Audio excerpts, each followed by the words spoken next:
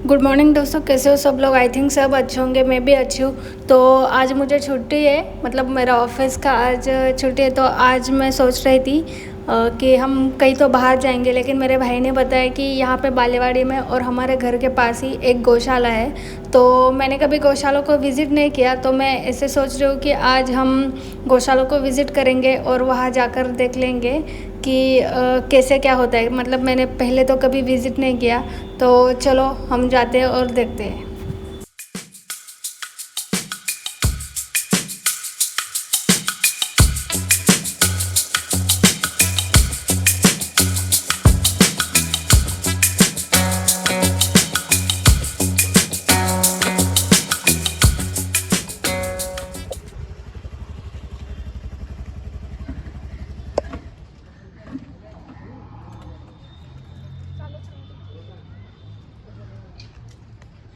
तो हम पहुँचे गौशाला में, आप देख सकते हैं उधर इस साइड में गौशाला है। तो चलो हम मिलते हैं उनसे।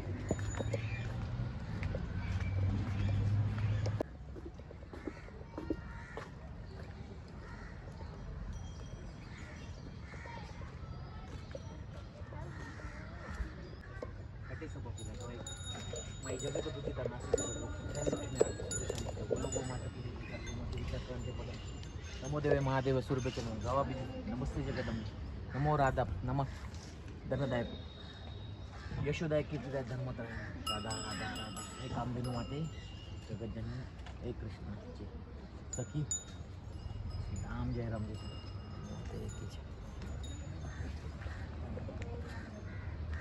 हा जो टिळा आहे ना, हा खरा कृष्णाचा टिळा आहे। नॉर्मल आपल्या याचा केमिकलचा टिळा आणण्यापेक्षा गोमय कृष्ण सुद्धा हेच याचाच टिळा लावायचा।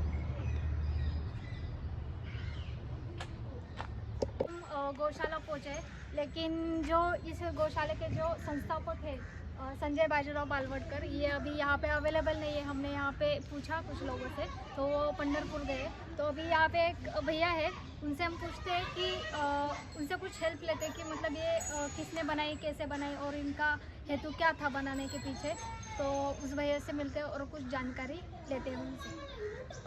बालेवाडी मधले एक गुरुस्त आहेत, गोसेवक आहे आणि हरिभक्त पारायण याच्यामधले पण आहेत। यांनी 10 वर्षापूर्वी 11 वर्षापूर्वी महाराष्ट्रामधल्या नाशिक जिल्ह्यातील येवला जो भाग होता, तिथे खूप गायी होत्या, तिथे दुष्काळ पडला होता। तिथल्या ज्या गायी होत्या त्या सगळ्या गायी इकडे आणल्या आणि त्यांनी गेल्या 10 ते 12 वर्षापासून बालेवाडीसारख्या जिथे 1.5 करोड रुपये गुंठा भाव चालला आहे, तिथे त्यांनी ह्या गायी सांभाळल्यात। तर त्यांचा खूप मोठा सत्कार करण्यासारखा आहे। त्यांनी आज ते इथे अवेलेबल नाही, ते पंढरपूरला गेले, तर म्हणून मी आज मॅडमांना त्यांच्याबद्दल सांगितलं आणि त्यांनी जे योगदान दिलं त्याच्याबद्दल माहिती सांगितली। थँक्यू दादा, तुम्ही त्यांच्याबद्दल सांगितलं। आपण तर त्यांना आज काय भेटू शकत नाही, कारण ते पंढरपूरला गेलेत असं समजले आपल्याला। तर दादांनी त्यांच्याबद्दल माहिती सांगितली, त्यांच्याबद्दल खूप खूप मला असा अभिमान वाटतो, कारण की आजच्या जगात हे कोणीच करत नाही। आणि बालेवाडी असा एकदम हायचा एरिया आहे आणि तिथे अशी एवढी मोठी जागा गायींसाठी करून देणं हे सगळ्यात मोठी गोष्ट आहे। तर थँक्यू दादा। तुझं कसं नियोजन असतं? यांचं सगळं विकत चारा असतात, दररोजचे 6,000 रुपयाचा चारा लागतो। अच्छा, हे सगळं आपले संजय काका बघतो। त्यांचा नंबर देऊ का तुम्हाला? तो नंबर आहे चालेल ना, हा नंबर त्यांचा आहे, मी नंबर घेते त्यांच्याशी आणि कॉन्टॅक्ट करते। मला काय हेल्प किंवा काय करायचं असेल तर मी त्यांना कॉन्टॅक्ट करून देते। मला त्यांचं योगदान खूप मोठं आहे। त्या काही 2-3 गाई आहेत, त्या आम्ही आज गेलं का मारतात, पण ते आले का त्यांना काहीच करत नाही, एवढं त्यांचं आहे। खूप मोठं सहकार्य त्यांचं।